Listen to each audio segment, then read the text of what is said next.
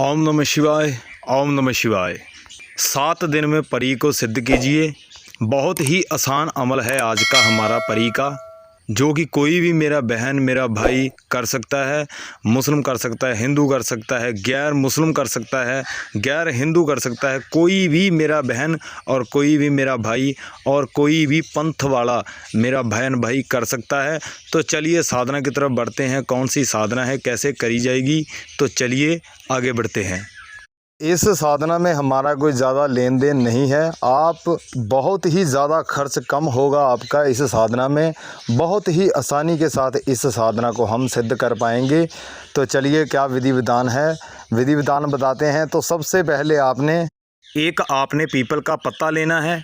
उस पीपल के पत्ते को हम अच्छी तरह से शुद्ध कर लेंगे। अगर आपके पास गंगा जल है तो गंगा जल के साथ हम उनके ऊपर पत्ते के ऊपर छींटे मारेंगे और उनको शुद्ध कर लेंगे। अगर आपके पास गंगा जल नहीं है तो नॉर्मल जो हमारे घरों में पानी होता है, आप उनसे भी इनको शुद्ध कर सकते हैं। तो उसके बाद आपने अपने देवी और देवता के पास इस पत्ते को लेकर जाना है। पीपल के पत्ते को लेकर अपने देवी और देवता के पास जाना है। उनसे आपने आज्ञा और अनुमति लेनी है। जब आप आज्ञा और अनुमति ले ली, अगर आपका गुरु है तो आपने उनसे भी आज्ञा ले लेनी है। अगर आपका गुरु नहीं है तो कोई बात नहीं है, इस साधना में कोई ज़्यादा बड़ी बात नहीं है।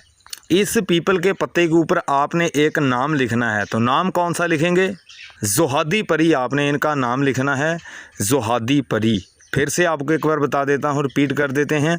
जोहादी परी आपने इनका नाम लिखना है। पत्ते के ऊपर लिखेंगे। मार्कर से लिख सकते हैं, काले मार्कर से लिख सकते हैं। अगर आप पेंसिल के वगैरह लिख सकते हैं, पेंसिल से लिख सकते हैं। अगर आप पेन के साथ लिख सकते हैं तो पेन के साथ भी इनका नाम लिखना है। किसी भी चीज़ के साथ आप इनका नाम लिख लीजिए। जब आपने इनका नाम लिख लिया तो उसके बाद आपने इस पत्ते को लेकर चरस्ते पर चले जाना है। जहाँ पर 4 रास्ते पड़ते हैं उनको ही चरस्ता बोला जाता है। और वहाँ पर आपने इनको लेकर चले जाना है पत्ते को।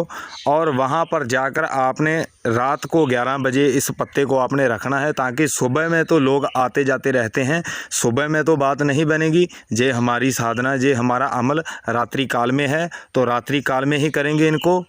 11 बजे से लेकर 12 बजे के बीच आपने इस कार्य को पूरा कर देना है। और दिन इस साधना का होने वाला है शुक्रवार की, जो हमारा शुक्रवार दिन होता है, शुक्रवार की रात्रि को आपने इस साधना को स्टार्ट कर देना है।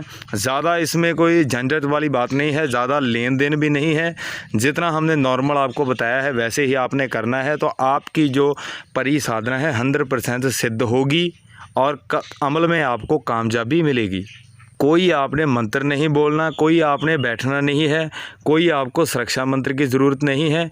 किसी भी ज़रूरत, कोई भी किसी भी चीज़ की ज़रूरत नहीं है हमको। सिर्फ़ और सिर्फ हमने नॉर्मल साधना करनी है। तो साधना हम बहुत ही आसान साधना होने वाली है। अगर आप ये साधना नहीं कर पाएंगे तो आप ज़िंदगी में कुछ नहीं कर पाएंगे। जब आप उस पत्ते को चरस्ते पर लेकर जाएंगे रात को, थोड़ा सा आपने इत्र लेना है। इत्र का आसपास में छिड़काव करेंगे, अपने ऊपर भी लगा लेंगे थोड़ा सा इत्र। और साथ ही साथ अगर आप धूप या अगरबत्ती दोनों से एक चीज़ कोई भी ले सकते हैं। थोड़ा सा क्वालिटी वाला लीजिए जिनकी अच्छी स्मेल हो। जब आपने चरस्ते पर इस पत्ते को रखेंगे तो साथ में ही आपने जो इत्र लिया है, इत्र का छिड़काव कर देंगे आसपास में। और साथ में अगर आप धूप या अगरबत्ती कोई भी लेते हैं तो साथ में ही आपने इनको लगा देना है। 10 मिनट तक आपने वहाँ पर खड़े रहना है, बोलना कुछ नहीं है। आपने सिर्फ़ और सिर्फ 10 मिनट तक वहाँ पर खड़े रहना है। उसके बाद अगर कोई आपको आसपास, अगर पहली तो बात है रात को 11 बजे से लेकर 12 बजे के बीच आपको कोई आदमी दिखाई देगा नहीं। अगर आपको फिर भी गलती से अगर आपको टकरा जाता है रास्ते में आदमी, तो आपने उसको बुलाना नहीं है। अगर वो आपको बुलाता है तो भी नहीं बुलाना, सीधा अपने घर में जाना है। पीछे मुड़कर हरगिज़ नहीं देखना आपने। और 7 दिन तक लगातार आपने, जैसे आपने पहले दिन किया है वैसे ही आपने 7 दिन तक लगातार करते रहना है। आखिर में जब आपका आखिरी दिन होगा तो जो परी है वो पहले तो आपके सपने में आएगी। जब परी आपके सपने में आएगी तो आपने जब जागेंगे उठेंगे तो सीधा जहाँ पर आपने साधना किया है वहाँ पर चले आना है। कोई भी टाइम हो सकता है, सुबह के 4 भी बज सकते हैं, 11 बज सकते हैं, किसी भी टाइम जब आपका आखिरी दिन होगा, जब आपको पता होगा कि आज हमारा 7वां दिन आखिरी दिन होगा, तब जाकर आपको एक सपना आएगा। तो आएगा भी आपको परी का सपना ही आएगा। तो रात को 11 बजे, 12 बजे, कितने बजे भी आए, सुबह 4 बजे आए, जितने बजे भी आए, किस टाइम भी आपको ये सपना आता है तो आपने रात को खड़े होकर सीधा वहाँ पर चले आना है जहाँ पर आपने ये साधना की है।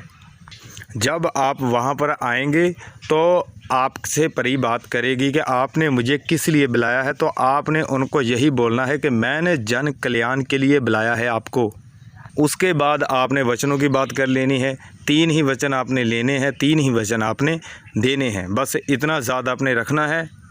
जब वो वापस जाने लगे तो आपने उनसे पूछ लेना है कि मैं आपको कैसे बुलाऊं, तो आपको कुछ ना कुछ देकर जाएगी, जहां आपको कुछ ना कुछ बता कर जाएगी बुलाने के लिए।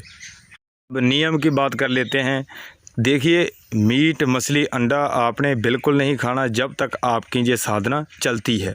4 पाई पे आपने बिल्कुल नहीं सोना, आपने नीचे सोना है। अगर नीचे सोएंगे तो आपको ज़्यादा बेनिफिट देखने को मिलेगा। एक बात आपको और बता दूं, जब तक आपकी साधना चलती है, जो आपने पहले दिन कपड़े डाले हैं वही कपड़े आपके 7 दिन तक वहीं चलेंगे। अगर धोने हैं कपड़े तो खुद से आप ही धोने हैं, आपने दूसरे से नहीं धुलवाएंगे। और घर में जब गाली गलौच नहीं करेंगे, अगर आप ज़्यादा बोलेंगे तो आपकी एनर्जी वेस्ट होगी। तो इसीलिए आपने अपनी एनर्जी को कम से कम यूज़ करना है, कम से कम जो आपकी एनर्जी वेस्ट हो, इसलिए आपने कम बोलना है। जितना बोलें कम बोलें। यही छोटे छोटे पॉइंट होते हैं जिनकी वजह से हमारे जो अमल है कामयाबी नहीं मिलती अमलों में। तो ऐसे ही अगर हम निके निके नियम की, यही छोटे छोटे नियम होते हैं जिनकी वजह से हम कामयाबी नहीं हासिल कर पाते। इस साधना में आपको आसन की कोई ज़रूरत नहीं है, कोई माला की ज़रूरत नहीं है, किसी तस्वीर की ज़रूरत नहीं है। सिर्फ ज़रूरत है तो आपको चरस्ते की ज़रूरत है और किसी चीज़ की ज़रूरत नहीं है। हम ऐसे ही आपके लिए बहुत बड़ी बड़ी साधनाएं और छोटी छोटी साधनाएं लेकर आते रहेंगे।